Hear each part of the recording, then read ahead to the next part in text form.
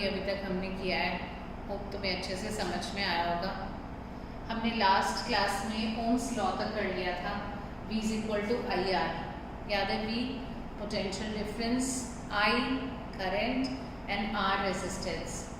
आज हम पढ़ेंगे combination of resistances in series and parallel, right. उससे पहले लेकिन थोड़े से क्वेश्चंस कर लेते हैं ओम्स लॉ से रिलेटेड, और जो रेजिस्टेंस के हमने फैक्टर्स पढ़े थे, लेंथ, एरिया, मटेरियल और टेम्परेचर, उस पर बेस्ड कुछ क्वेश्चंस कर लेते हैं, ठीक। तो सबसे पहले एनसीईआरटी बुक खोलो, पेज नंबर 200, एग्जाम्पल 12.1। पहला क्वेश्चन था कि अ करंट ऑफ 0.5 एम्पियर। अब हम सब जानते हैं करंट को किससे डिनोट करते हैं, I से। 0.5 ampere is drawn by a filament of an electric bulb for 10 minutes. 10 minutes, minutes किसकी यूनिट होती है, टाइम की, लेकिन हमें स्टैंडर्ड में लेनी है। तो स्टैंडर्ड में लेनी है मतलब हम किससे मल्टीप्लाई कर देंगे, 60 से, ताकि सेकंड्स में आ जाए। क्लियर। और हमसे पूछा क्या है, amount of charge that flows through the circuit. Amount of charge, charge मतलब Q। अब कौन सा फॉर्मूला हमने फर्स्ट ही पढ़ा था जिसमें I, Q और G रिलेटेड है, I is equal to Q by T। याद है, I 0.5 है, Q हमें निकालना है और टाइम 600। Q आ गया हमारा, ये 30, 2 0 और 1 पॉइंट ये हटा दिया, 0 हटा गया। Q is equal to 300 coulomb. बहुत सिंपल सा एग्जाम्पल था, क्लियर है सबको? ओके, इसी पेज पर इंडेक्स्ड क्वेश्चन देखें। पहला, what does an electric circuit mean. सबको पता है, नोट्स में लिख भी लिया है। रिप्रेजेंटेशन किसी भी सर्किट का, अच्छा वो तो इलेक्ट्रिक डायग्राम होता है। इलेक्ट्रिक सर्किट मतलब एक क्लोज्ड और कंटिन्यूअस पाथ जिसमें क्या फ्लो होता है, current. Between the terminals of the battery हम रेजिस्टेंसेस और डिवाइसेस ज्वाइन कर देते हैं, क्लियर। यूनिट ऑफ करंट सब जानते हैं, एम्पियर। 1 एम्पियर अगर हमें डिफाइन करना है, we all know when 1 coulomb of charge flows through a wire in 1 second, the current flowing through the wire is 1 ampere. Unit को डिफाइन करना था ना, 1 एम्पियर। अगला इंपॉर्टेंट क्वेश्चन है, एक बार सब लोग देखें। Number of electrons constituting 1 coulomb of charge, मतलब हमें 1 कूलम ऑफ चार्ज में इलेक्ट्रॉन्स बताने हैं। तो तुम ना ये तो जानते हो कि 1.6 इंटू 10 की पावर माइनस 19 कूलम ये चार्ज होता है एक इलेक्ट्रॉन पर, is the charge on 1 electron. 1.6 into 10 की पावर माइनस 19 कूलम। हमसे पूछा है एक कूलम में कितने इलेक्ट्रॉन्स होंगे। अगर इतने कूलम एक इलेक्ट्रॉन के बराबर है, तो एक कूलम में कितने होंगे, 1 ये अपॉन ये। अब क्या करें, 1 अपॉन 1.6 रहने दें, 10 की पावर प्लस 19 लिख सकते हो, इसे ऊपर चला गया, ये पॉइंट हटाओ तो एक 0 लगता है। क्या हम इससे 5/8 कर सकते हैं? सॉल्व करें तो 0.625 इंटू 10 की पावर 19, या फिर 6.25 इंटू 10 की power 18 electrons is the answer. एक कूलम में कितने इलेक्ट्रॉन्स होते हैं, या फिर अप्रॉक्स हम क्या कह सकते हैं,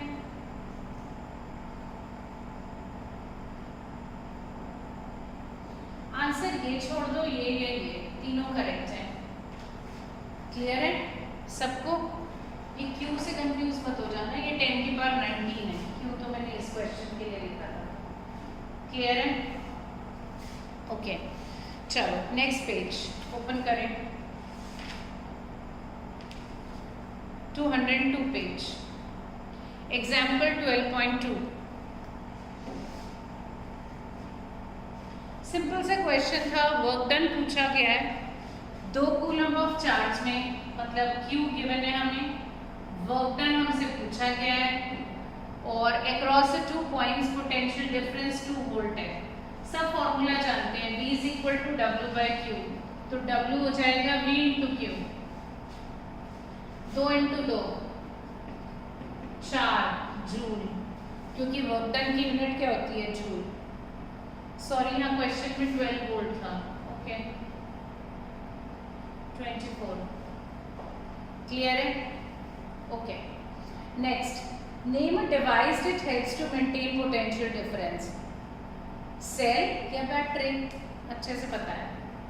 what is meant by saying कि potential difference between two is 1 volt, मतलब ये 1 वोल्ट का क्या मतलब होता है, 1 जूल अपॉन 1 कूलम। मतलब अगर हमसे पूछा जाए 1 वोल्ट को डिफाइन करना है तो हम कैसे करेंगे, हम कहेंगे अगर if in carrying 1 coulomb of charge from one point two another the work done is 1 joule, then the potential difference between those points is 1 volt. अगर 1 कूलम चार्ज को एक पॉइंट से दूसरे पॉइंट तक ले जाने में 1 जूल काम हो रहा है तो उन दोनों पॉइंट्स के बीच का पोटेंशियल डिफरेंस कितना है, 1 वोल्ट। क्लियर। नेक्स्ट, अगला था how much energy is given to each coulomb of charge passing through a 6 volt battery.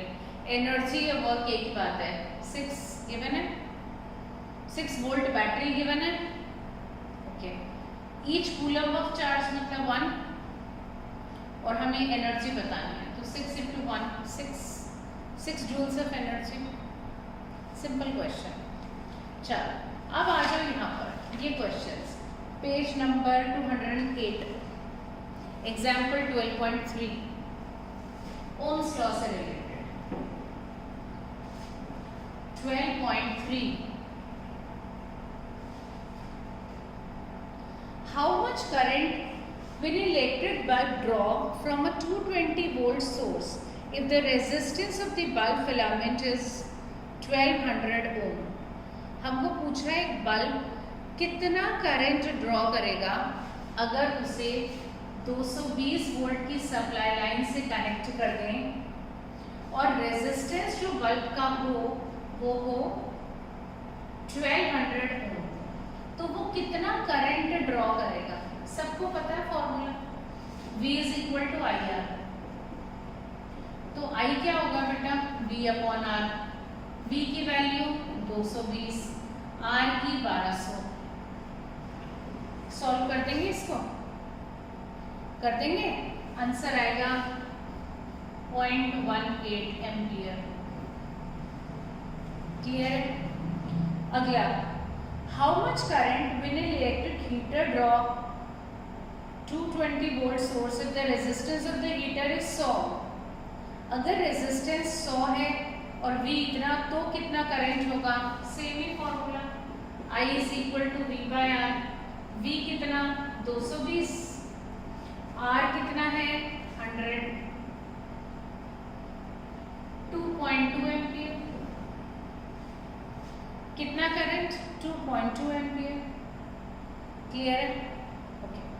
12.4 question, ये 12.3 था, अब 12.4।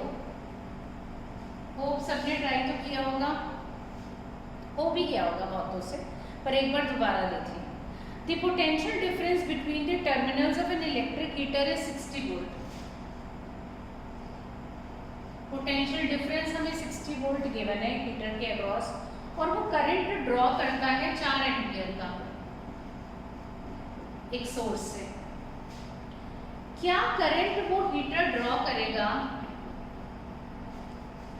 अगर उसे पोटेंशियल डिफरेंस इंक्रीज कर दो 120 वोल्ट,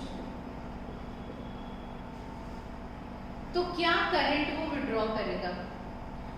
जाहिर सी बात है, ये जो हीटर है इसमें जो कॉइल यूज हो रहा होगा उसका रेजिस्टेंस तो फिक्स्ड होगा ना, रेजिस्टेंस तो फिक्स्ड होगा ना। तो हम क्या करें, V is equal to I R से हम क्या निकाल दें, R, V upon I 60 upon 4, 15 ohm. अब यानी कि अगर हम इस हीटर को, इसका रेजिस्टेंस तो वही है 15 ओम, अगर इसे 120 वोल्ट पे चलाएं तो क्या करंट ये ड्रॉ करेगा? फॉर्मूला एक ही है, V is equal to I R. V 120 upon R 15 is equal to I. बात समझ में आ रही है कि नहीं? आ रही है। 15, 3, 5 के टेबल से 2 और 4, फिर कट किया 8 ampere. I is equal to 8 ampere. Clear है? हम इसको ओम्स लॉ स्टेट करके भी बता सकते हैं। ये न्यूमेरिकल तो सॉल्व ऐसे करना है, स्टेटमेंट से भी समझ में आता है वैसे, क्योंकि हमने पढ़ा था ओम्स लॉ में at constant temperature I is proportional to V। तो अगर V बढ़ के डबल हो गया 60 से 120 तो करंट भी 4 से 8 हो जाएगा ना। I प्रोपोर्शनल टू V था, V प्रोपोर्शनल टू I था, राइट? वैसे भी कर सकते हैं, पर न्यूमेरिकल है तो सॉल्व करके दिखा दे, much better. Clear? Okay, next 12.5।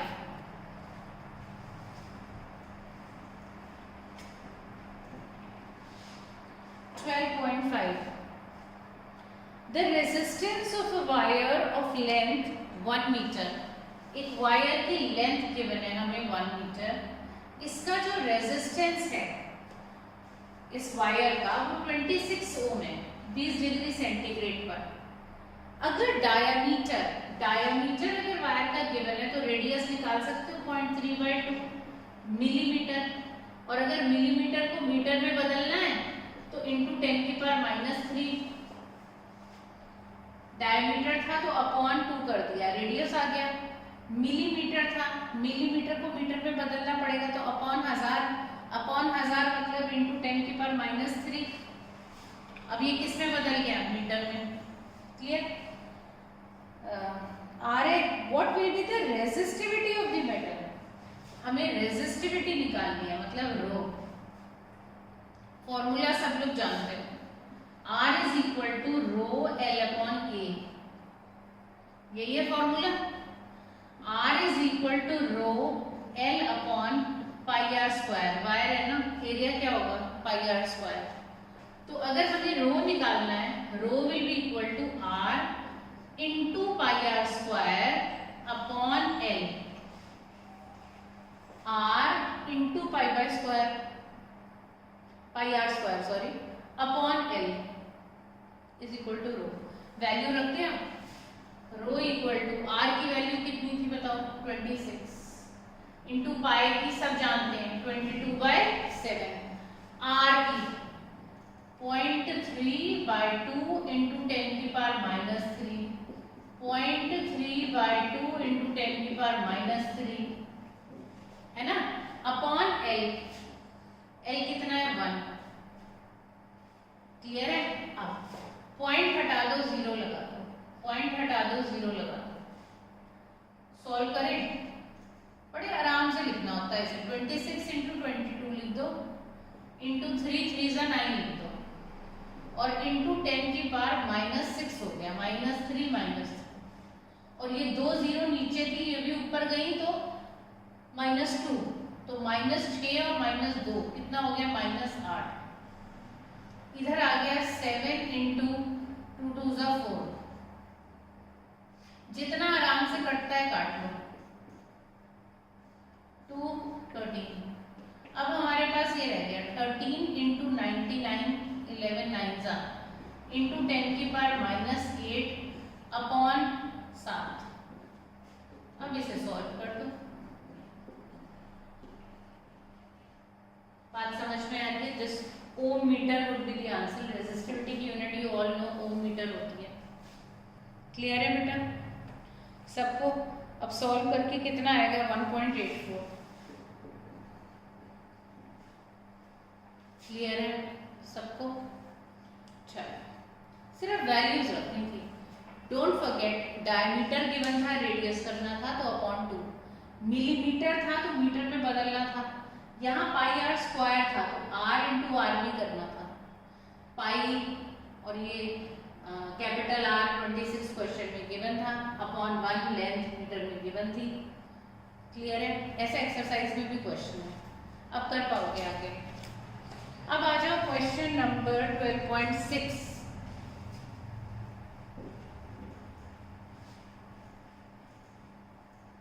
Question number 12.6 question ये कहता है कि a 4 ohm resistance wire is doubled on it. Calculate the new resistance of the wire. एक 4 ohm resistance wire doubled on it. doubled on it समझते हो क्या मतलब है? नहीं समझते। doubled मतलब है जैसे ये वायर है, doubled on it मतलब मैं फोल्ड कर दूं इसके ऊपर, यहाँ से इतना ऊपर, तो मतलब इसकी लेंथ इतनी हो जाएगी। अब बात समझ रहे हो? इसको इसके ऊपर फोल्ड कर दिया जैसे ये था, ठीक है। फोल्ड ऑन इट मतलब ये हिस्सा घुमा के इसके ऊपर ऐसे फोल्ड ऑन इट। तो पहले लेंथ कितनी थी L, अब कितनी हो जाएगी L/2। क्लियर है? तो जो पहले वायर का रेजिस्टेंस होगा वो होगा रो L/A होगा। क्वेश्चन में ये R गिवन है कि O जो रेजिस्टेंस है वो 4 ओम है, रो L/A = 4 है। ये तो क्वेश्चन में गिवन है। वायर की लेंथ L मान ली, एरिया A मान लिया, रेजिस्टिविटी रो मान ली, और वायर की जो R था रेजिस्टेंस वो 4 ओम था। इन्होंने कहा इसको डबल कर दिया इसके ऊपर।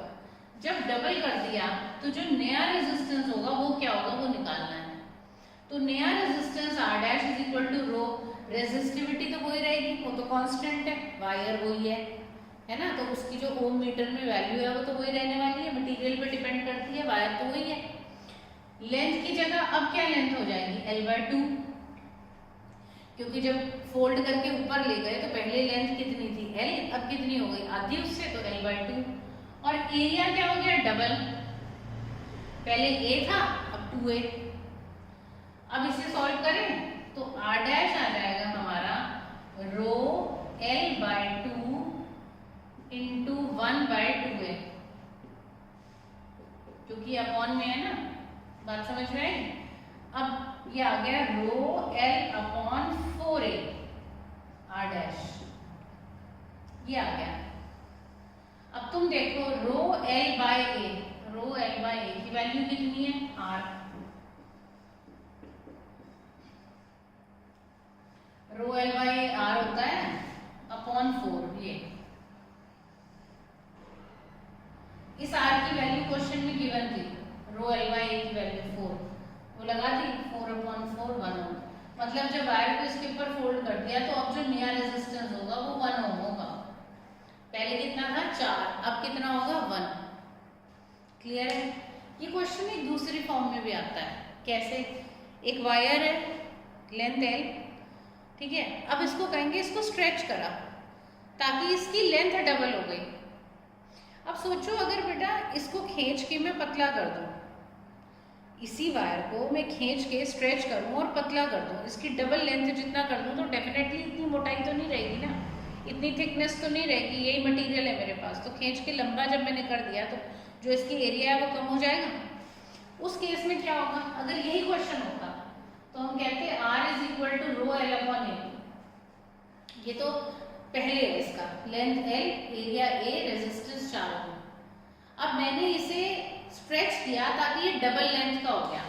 जब डबल लेंथ का हो गया तो रो, अब L की जगह क्या लिखूं मैं बताओ? डबल लेंथ का हो गया, L की पहले लेंथ अब 2L हो गई। जब लेंथ डबल हो गई, एरिया क्या इतना ही रहेगा जितना है, पतला हो जाएगा। कितना एरिया? एरिया आधा हो जाएगा A/2। तो नया R' क्या हो गया? रो 2L अपॉन मल्टीप्लाई कर दो 2/8 मतलब 4, 2 2 4, 4 रो L/A।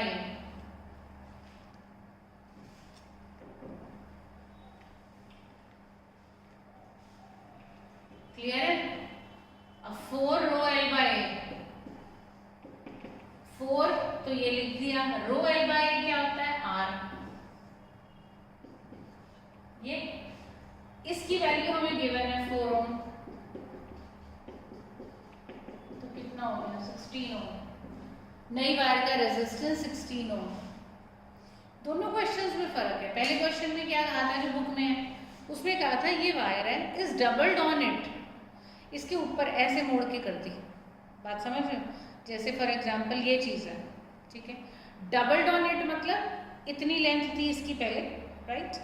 अब डबल्ड ऑन इट मतलब इसके ऊपर घुमा के कर दे तो लेंथ कम हो गई, इतनी हो गई, ठीक है। दूसरे क्वेश्चन में उल्टा कहा था मैंने कहा ये लेंथ है, it is stretch so that it length become double. मतलब अगर पहले L थी, अब खींच के इतना कर दिया कि लेंथ 2L हो गई। तो एरिया अगर पहले A था, खींच के उसे पतला कर दिया तो A/2 हो जाएगा। इसको यहाँ वैल्यू को रखा, near resistance R dash will be rho, L की जगह क्या 2L, एरिया की जगह A नहीं A/2 रखा, तब कितना आया 16 ओम। और जो बुक में था क्वेश्चन डबल डॉनेट वाले में कितना आया था 1 ओम। कैसे वो भी कर लिया था हमने। क्लियर है सबको? चलो अब हम एक काम करते हैं, अपने कॉम्बिनेशन ऑफ रेजिस्टेंसेस पे आते हैं अगले टॉपिक पर, कि एक बार इन्हें सीरीज में जोड़ें तो रिजल्टेंट रेजिस्टेंस क्या होता है, और अगर हम इन्हें रेजिस्टेंसेस को पैरेलल में जोड़ें तो रिजल्टेंट रेजिस्टेंस क्या होता है। ठीक, सबसे पहले हम करते हैं combination of resistances in series.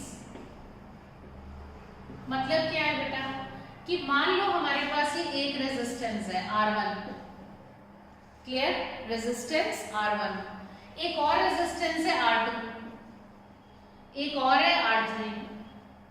अगर हमने इन्हें सीरीज में लगाया एक V वोल्ट की बैटरी के साथ,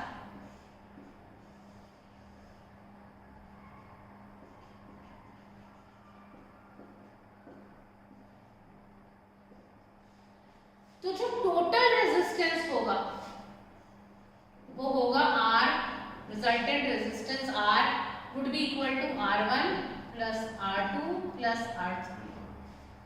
When resistances are connected in series, series में कनेक्ट होने का क्या मतलब होता है, देखो ये एक रेजिस्टेंस होगा, ये इसका शुरू का एंड, ये आखिरी का एंड। जहां इसका आखिरी का एंड है वहां इसका शुरू का एंड है R2 का। जहां R2 खत्म हो रहा है वहां R3 का शुरू का एंड जुड़ा हुआ है। समझ गए? When three resistances are combined in parallel, the resultant resistance पूरे सर्किट का would be equal to sum total of individual resistance। जो सर्किट का टोटल रेजिस्टेंस होगा वो इक्वल होगा इन सबके सम के बराबर, जो इंडिविजुअल रेजिस्टेंसेस है उनके सम के बराबर। मतलब अगर ये 2 ओम का रेजिस्टेंस था, ये 2 ओम का रेजिस्टेंस था और ये 2 ओम का रेजिस्टेंस था, तो पूरे सर्किट का जो टोटल ओवरऑल रेजिस्टेंस होगा ना वो होगा 6 ओम। 2 + 2 + 2।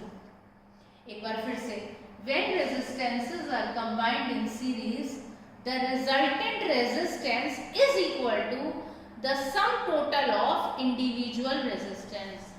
The resultant resistance is equal to sum of individual resistance। अब हम इसे डिराइव करना सीखेंगे कि कैसे आया ये, ठीक है, कैसे।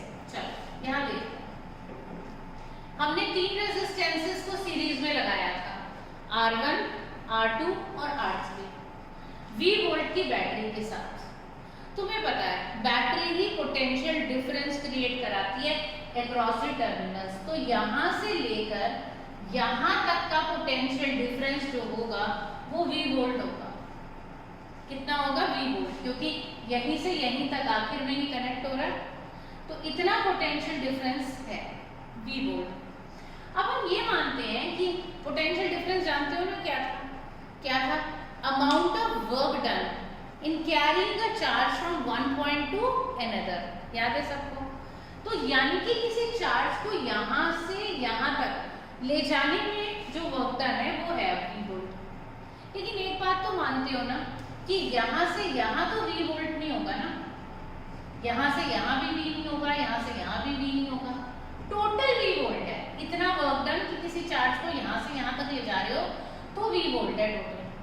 यहाँ से यहाँ मान लें R1 के अक्रॉस कितना वर्क डन हो रहा है V1, यहाँ से यहाँ मान लें V2, यहाँ से यहाँ मान लें V3 पोटेंशियल डिफरेंस, इस पॉइंट से इस पॉइंट तक, इस पॉइंट से इस पॉइंट तक V2, इस पॉइंट से इस पॉइंट तक V1। तो क्या हम ये कह सकते हैं total potential difference is equal to V1 plus V2 plus V3। सोचो, ऐसे सोचते हैं, एक कूलम चार्ज को यहाँ से यहाँ तक ले जाने में वर्क डन हो रहा हो मान लो 10 जूल।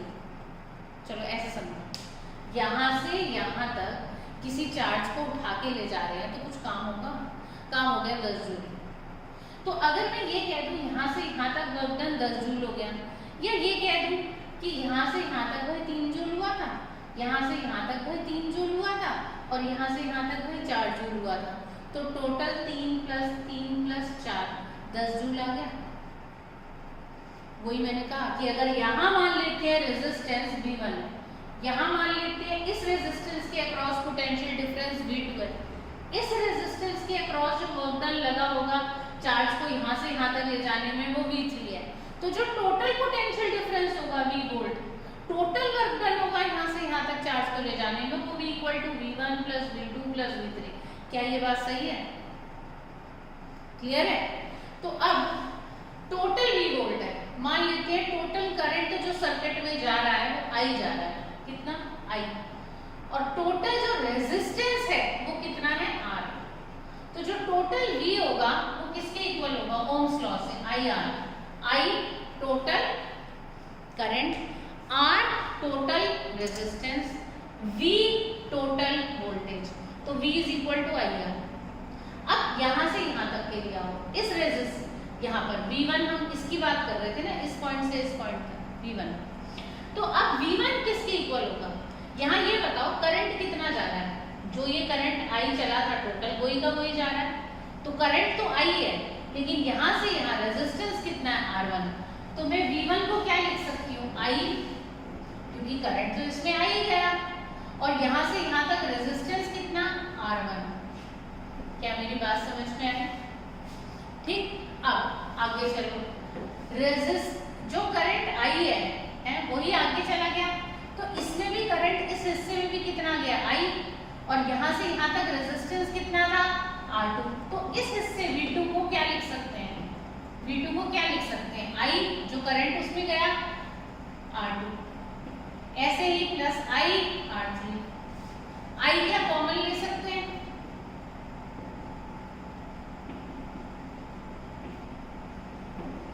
I से I कैंसिल, सेम था, यानी कि R is equal to R1 plus R2 plus R3। मतलब कि जो टोटल रेजिस्टेंस है पूरे सर्किट का is equal to sum of individual resistance. और सीरीज में क्या चीज सेम रही? करंट। करंट सेम रहा सीरीज में, क्योंकि जो यहाँ से चल रहा था वो इसमें, फिर वो इसमें, फिर वो इसमें, I सेम रहा। क्लियर है सबको? तो when the resistances are combined in series, the sum total of the resultant resistance is equal to the sum total of individual resistance। जो resultant है पूरे सर्किट का is equal to sum of individual resistance। Clear है? अब आते हैं, अगर हम रेजिस्टेंसेस को पैरेलल में जोड़ते, कैसे जोड़ते? पैरेलल में। वो क्या होता? यहाँ देखो, पैरेलल में रेजिस्टेंस जोड़ने का मतलब होता है, ये रेजिस्टेंस है R1, ये इसका शुरू का सिरा है, ये आखिरी है। वहां पर देखा था तुमने क्या हो रहा था? ये शुरू का सिरा था, ये आखिरी था, जहां इसका आखिरी था वहां दूसरे R2 वाले का पहला सिरा था। सीरीज में ये था ना, और फिर अगला जहां ये खत्म हो रहा था वहां R3 वाले का पहला हिस्सा था ऐसा। यहाँ पर R1 का पहला और आखिरी सिरा, R2 का पहला और आखिरी एक साथ, R3 का पहला और आखिरी एक साथ, मतलब ये तीनों जो है ये पैरेलल में लगे हुए हैं। कैसे लगे हुए हैं? पैरेलल में। इसको हमने V वोल्ट की बैटरी के साथ कनेक्ट कर दिया, इन पॉइंट्स को, करंट प्लस से माइनस V वोल्ट की बैटरी करंट जो टोटल है मान लो I चला सर्किट में, ठीक है। जब हम रेजिस्टेंसेस को पैरेलल में लगाते हैं तो रिजल्टेंट का जो रेसिप्रोकल है, रिजल्टेंट तो R है, reciprocal of resultant is equal to sum of reciprocals of individual resistances. एक बार फिर से, when resistances are combined in parallel then जो ओवरऑल रेजिस्टेंस होगा वो क्या होगा?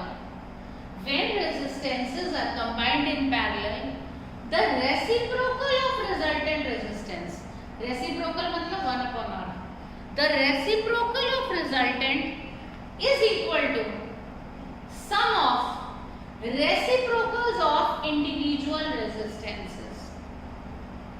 क्लियर है? जैसे अगर इसका मैं कह दूं 2 रेजिस्टेंस था, इसका 4, इसका 2, तो जो रिजल्टेंट होगा वो क्या होगा? 1/R equal to 1/2 plus 1/4 plus 1/2।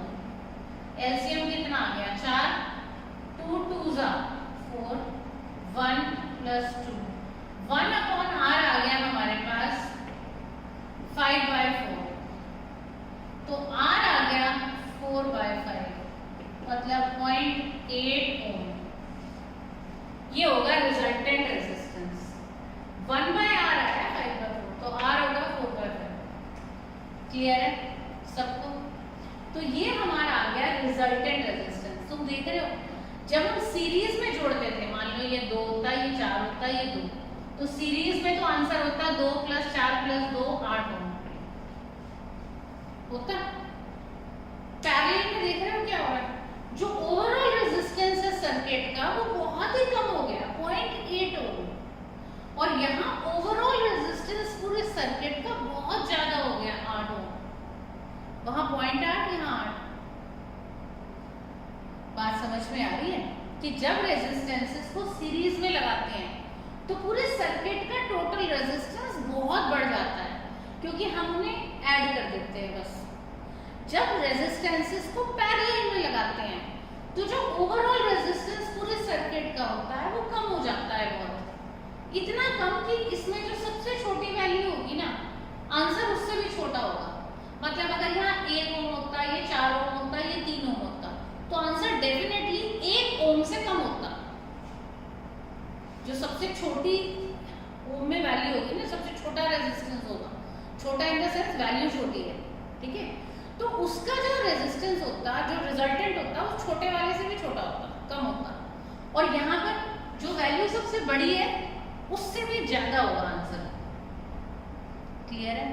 यहाँ अगर ये मान लेती हूँ मैं, ये 2 4 2 है, ऐसे होता, इसका 1, इसका 2, इसका 3 मान लो, तो आंसर ना, अगर तुम्हें कोई कहे जज करो आंसर, कैलकुलेट करना तो पूरा सॉल्व करना पड़ेगा, 1/1 + 1/2 + 1/3 सॉल्व करोगे। पर ऐसे अगर तुम्हें कहा जाए कि राउंड अबाउट कितना होगा, तो आंसर वुड बी <1। <1 क्यों? क्योंकि यही सबसे छोटा है। क्लियर है? अब हमें ये डिराइव करना है कि ये कैसे आया। 1/R = 1/R1 + 1/R2 + 1/R3। कैसे करेंगे? यहाँ देखिए, अब पैरेलल में ना, सीरीज में एक चीज थी कि जो करंट चल रहा था I, that was same for everyone, है ना। यहाँ ऐसा नहीं है, देखो ये करंट I चला, अब यहाँ जब ये I गया तो ये तो 3 हिस्सों में डिवाइड हो जाएगा ना। इसमें मान लो R1 रेजिस्टेंस है ना, तो मान लिया चला गया I1, इसमें मान लिया चला गया I2, इसमें मान लिया चला गया I3। तो जो टोटल I है, क्या हम लिख सकते हैं total I is equal to I1 + I2 + I3। जो टोटल I है वो I1 + I2 + I3। V is equal to क्या होता है? ओम्स लॉ से बता दो। ओम्स लॉ से V इक्वल टू क्या होता है? IR। तो I क्या होगा बोलो? V/R। I क्या होगा? V/R। वैल्यूज रखे हैं यहाँ कर देते हैं। टोटल I इक्वल टू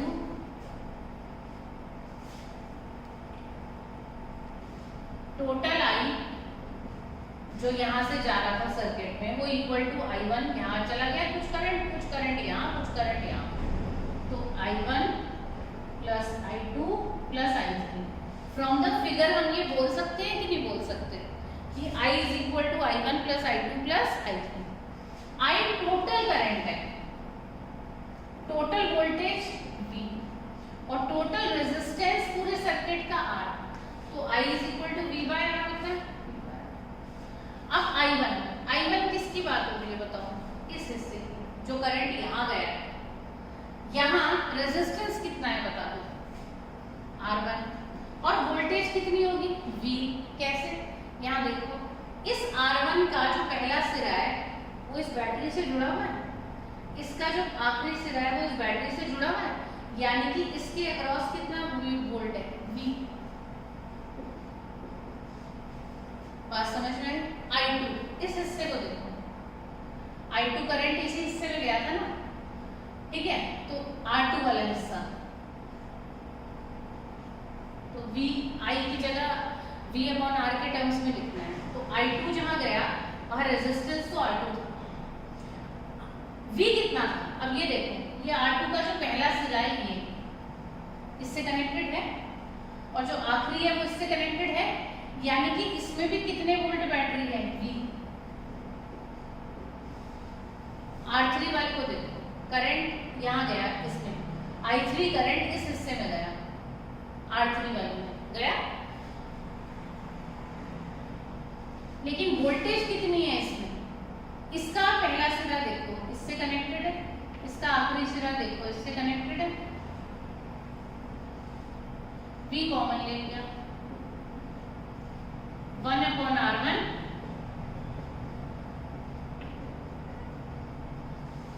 यहाँ V कॉमन ले लिया, 1 अपॉन R1 ये ब्रैकेट में आ गया, V से V कैंसिल,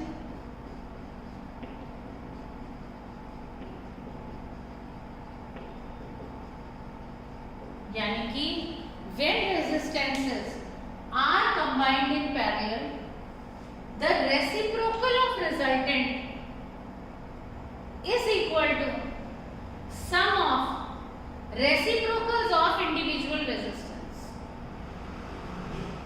क्लियर है सबको, राइट। अब इससे रिलेटेड हमें न्यूमेरिकल्स करने होंगे, न्यूमेरिकल करते टाइम कुछ बातों को ध्यान रखना है, एक बार फिर से समझ लो वो क्या बात है।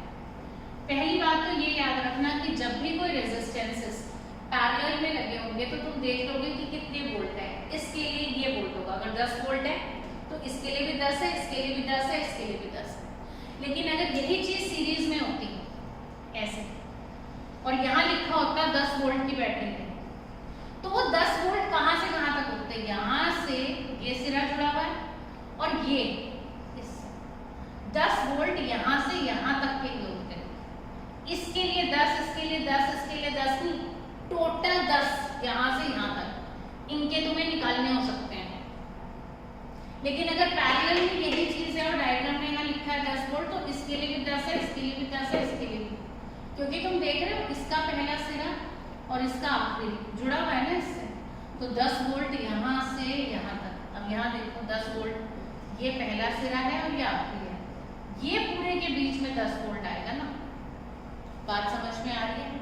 सीरीज में जो आई चलेगा, हाँ वो आई इसमें भी ये, इसमें भी ये, इसमें भी ये, यानी कि सीरीज में आई सेम रहेगा जब अगर करंट कहीं जा रहा है, और पैरेलल में V देखा था तुमने, यहाँ पे भी V वोल्ट है, इस वाले रेजिस्टेंस के लिए भी V वोल्ट है और इस वाले के लिए भी V वोल्ट है। क्लियर। अब इससे रिलेटेड तुम क्वेश्चंस करोगे थोड़े से, फिर हम अगली क्लास में उसे डिस्कस करेंगे। Things will be more clear to you. Okay, अब इसे नोट्स से अच्छे से पढ़ना, कल इसके नोट्स भेजूंगी और आगे की न्यूमेरिकल्स करने हैं।